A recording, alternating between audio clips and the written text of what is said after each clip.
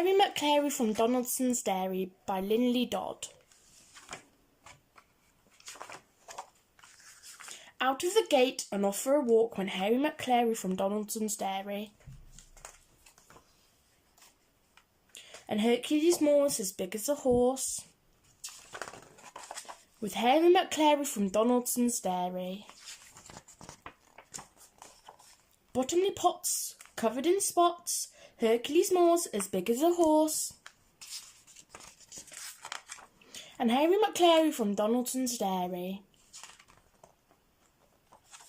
Muffin McClay like a bundle of hay, Bottomley pots all covered in spots, Hercules Moore's as big as a horse, and Harry McClary from Donaldson's Dairy. Bits of Maloney all skinny and bony, Muffin McClay like a bundle of hay, Bottomley pots all covered in spots, and Hercules Moore's as big as a horse, and Harry McClary from Donaldson's Dairy. Snitchel Von Crumb with a very low tum, Bits of Maloney all skinny and bony, Muffin McClay like a bundle of hay, Bottomley pots all covered in spots, Hercules Moore's as big as a horse, and Harry McClary from Donaldson's Dairy. With tails in the air they trotted on down, past the shops and the park, to the far end of town. They sniffed at the smells and they snooped at each door, when suddenly out of the shadows they saw Scarface Claw, the toughest Tom in town. "Yow!" said Scarface Claw. Off with a yowl and a wail and a howl, a scatter of paws and a clatter of claws, went Snitchel Von Crumb with a very low tum, Bits of Maloney all skinny and bony, Muffin McClay like a bundle of hay, Bottomley pots all covered in spots, and Hercules Moore's as big as a horse, and Harry McClary from Donaldson's Dairy. Straight back home to bed. The end. Harry McClary's Bone by Linley Dodd.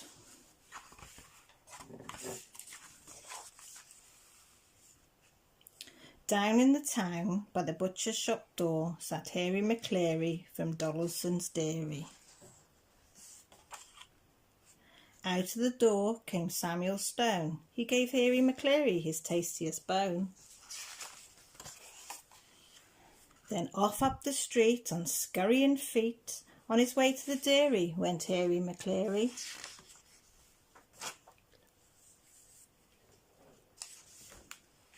And chasing him home with their eyes on the bone went Hercules Morse, Bottomley Pots, Muffin McClay, Bits of Maloney, and Schnitzer Von Crumb with a very low tum.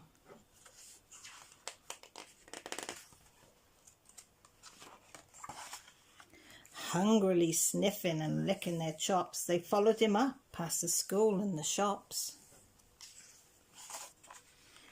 They came to a sign selling Sunderland sauce. Through they all went, except Hercules Morse. They came to a hedge along Waterloo Way. Under they went, except Muffin McClay. They came to a yard full of dinghies and yachts. Around they all went, except Bottomley Pots. They came to a building site, cluttered and stony. Over they went, except Bitsy Maloney. They came to a wall by the house of Miss Plum. One of them jumped, but not Schnitzel Von Crumb. So at last he was free to go home on his own, Harry McClary with all of his bone. The end. Harry McClary, Scattercat by Linley Dodd.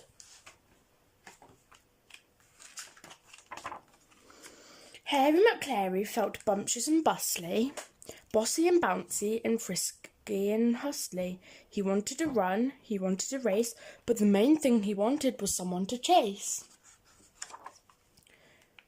Grey Wacky Jones was hunting a bee, but along came Hairy McClary and chased her high up in the sycamore tree. Butterball Brown was washing a paw, but along came Hairy McClary and bustled him under a rickety door.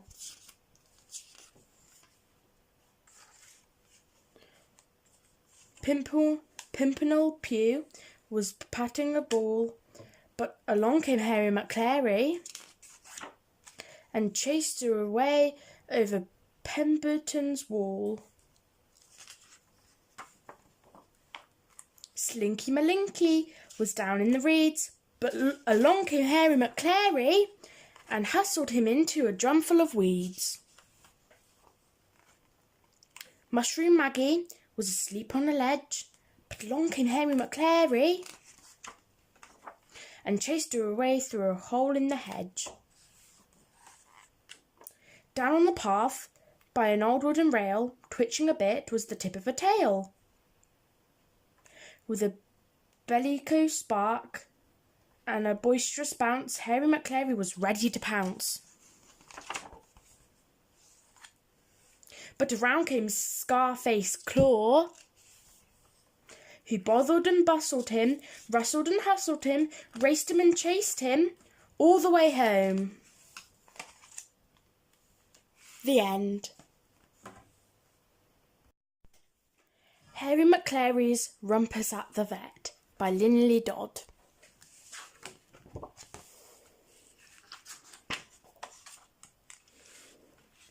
Down at the vet's, there were all kind of pets with trouble and woes, from their ears to their toes. Sniffles and snuffles and doses of flu, itches and stitches and tummy ache too. So many animals, watchful and worry, and Hairy McClary from Donaldson's Dairy. There were miserable dogs, cantankerous cats, a rabbit with pimples, and rickety rats, mice with the sneezes, a goat in a rage, and Cassie the cockatoo locked in her cage. Cassie had claws and a troublesome beak. She saw something twitch, so she gave it a tweak. She pulled it so hard that she plucked out a hair, and Hairy McClary jumped high in the air. A bowl full of mice was bundled about, over it went, and the mice tumbled out. 4 fussy budgies with Grandmother Goth flew out of their cage when the bottom dropped off. Grizzly Macduff, with a bottle-brushed tail, leaped out of its basket and over the rail.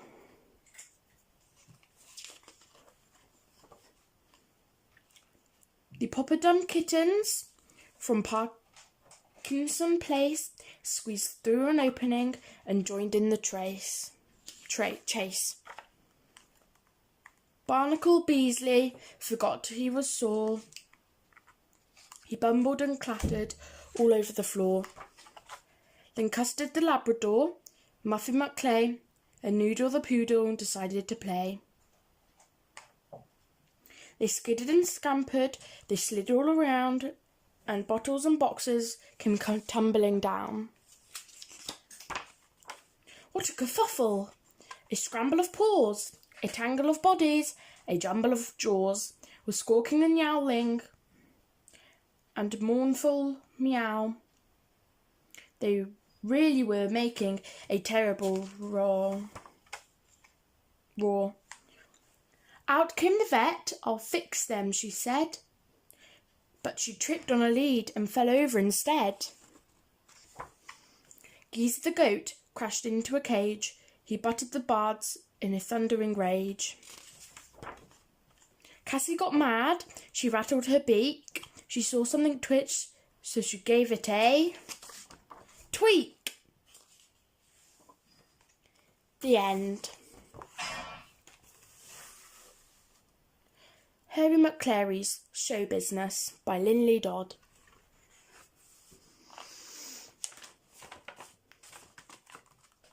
In Riverside Hall on Cabbage Tree Road, the Cat Club were having their annual show.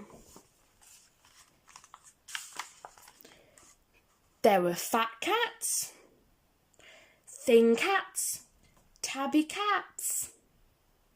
Tabbies and greys kick up a din cats with boisterous ways, cooped up in cages. They practice their wails while their owners fussed over their teeth and their tails. Out in the street, tied to a tree, Harry McClary was trying to see. He struggled and squirmed, he unravelled the knot, and dangling his lead, he was off at the trot. He bounced up the steps, he pounced through the door, he pricked up his ears, and he pranced round the floor, flapping and flustering, bothering, blustering, leaving behind him a hiss and a roar. "Stop!" cried the President. "Collar him, quick!" But Harry McClary was slippery slick. He slid under the tables, he jumped over chairs, he skittered through legs, and he sped down the stairs. In and out doorways, through banners and flags, tangling together belongings and bags. Along came Miss Plum with a big silver cup. "Got him," she said, as she snaffled him up. Preening and purring, the prize winners sat with their rosettes and cups on the prize winners' mat. And who won the prize for the scruffiest cat?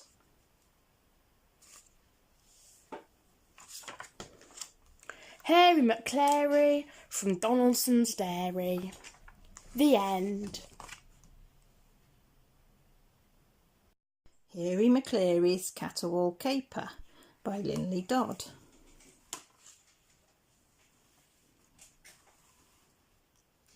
With a twitch of his tail and a purposeful paw, down by the river crept Scarface Claw. He woke up a lizard and startled a bee, and he bothered a blackbird high in a tree. Higher and higher he sneakily stuck, but up in the branches he suddenly stuck. "Wow, wow," he yowled. Harry McClary was eating his meal, jelly meat, biscuits, a snippet of veal. All of a sudden he heard a strange sound, a yowling, a wailing that echoed around. "Wow!" "Yap, yap, yap," said Harry McClary, and off he went. Hercules Moss was asleep in the glade, and his tail in the sun and his head in the shade. Then came the sound that echoed around. "Wow!" "Woof," said Hercules Moss, and off he went. Bottomless Bottomly Potts was rolling about with his feet in the air and his tongue hanging out. Then came the sound that echoed around. "Wow!" "Row, row, row, row, row," said Bottomly Potts, and off he went. Muffin McLay was having a bath in the old wooden tub at the side of the path. Then came the sound that echoed around. "Wow!" "Ruff, ruff," said Muffin McClay, and off he went. Bitsy Maloney was having a scratch as he lay in the sun in the strawberry patch. Then came the sound that echoed around. "Wow!" "Bow, wow, wow, wow," said Bitsy Maloney, and off he went. Snitzer von Crumb was digging a hole in his favourite spot by the passion fruit pole. Then came the sound that echoed around. "Wow!" "Yip, yip," said Snitzer von Crumb, and off he went.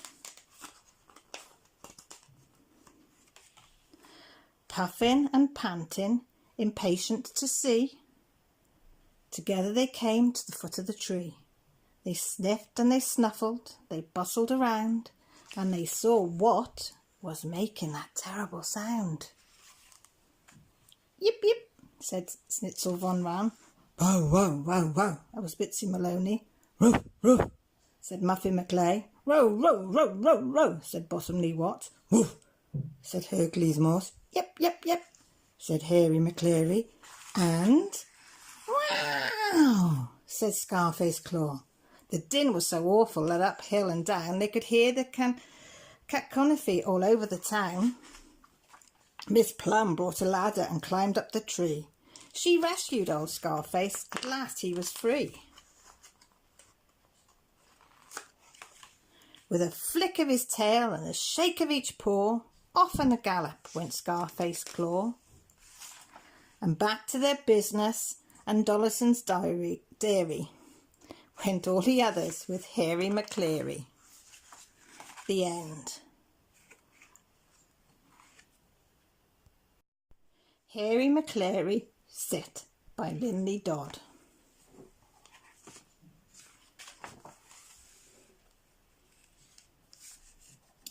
Something was happening down in the park. Such a yap could be heard, such a blusterous bark. A fidget of dogs lined up on the grass for the Kennel Club special obedience class. Hairy McCleary felt breezily bad, jittery, skittery, mischievous and mad. But leader said, sit, but he wouldn't obey. The other dog sat, but he scampered away. Galloping here, galloping there, rollicking and frolicking everywhere. Down, called the leader, so tangled in knots that off in a hurry sped Bottomley Potts. Galloping here, galloping there, rollicking and frolicking everywhere. Heel, cried the leader, but skipping away to follow the others went Muffin McClay.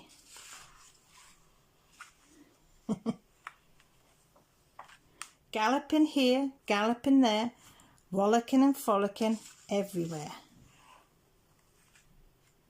Stay, roared the leader, husky and hoarse, but out of his clutches slipped Hercules Morse. Galloping here, galloping there, rollicking and frolicking everywhere. Come, howled the leader, but looking for fun were Blitzer Maloney and Schnitzel von Crumb. Galloping here, galloping there, rollicking and frolicking everywhere. Wait, yelled the leader, but capering free went Custard and Noodle and Barnacle Bee. Galloping here, galloping there, rollicking and frolicking everywhere. They raced round the fountain, they chased through the trees, they barged over gardens and scattered the leaves. They hurtled past sheds and the bandstand beyond. They rushed through a hedge and went splat in the pond.